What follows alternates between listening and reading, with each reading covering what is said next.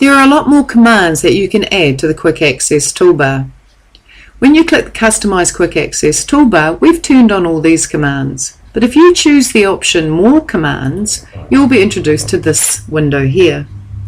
What you have on the right hand side is a list of the commands you currently have added to your Quick Access toolbar.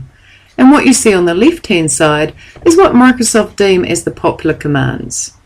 I'd like to change popular commands to all commands. So I'm going to hit this drop down here and choose all commands.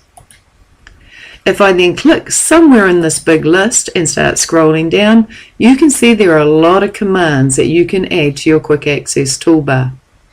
I'm after one in particular, and it begins with an S.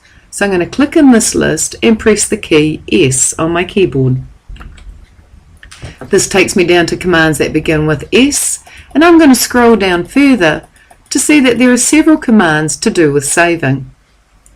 The command I'm after is this one, Save as Other Format, particularly noticeable by the triangle on the far right. Click this particular command and then click the Add button to add this command to your Quick Access toolbar. What I'd like to do now is rearrange my commands on my toolbar so they're in a logical order to help me find them.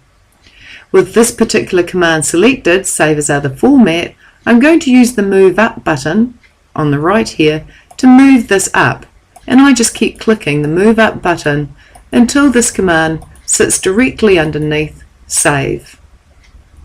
I'd also like to move this Open Recent File command so it sits under Open, so I'm going to use the Move Up button to move this one up also. When I click OK, I can see the changes reflected in my toolbar. Here's my Save as Other Format command, and here's my two Open commands sitting together.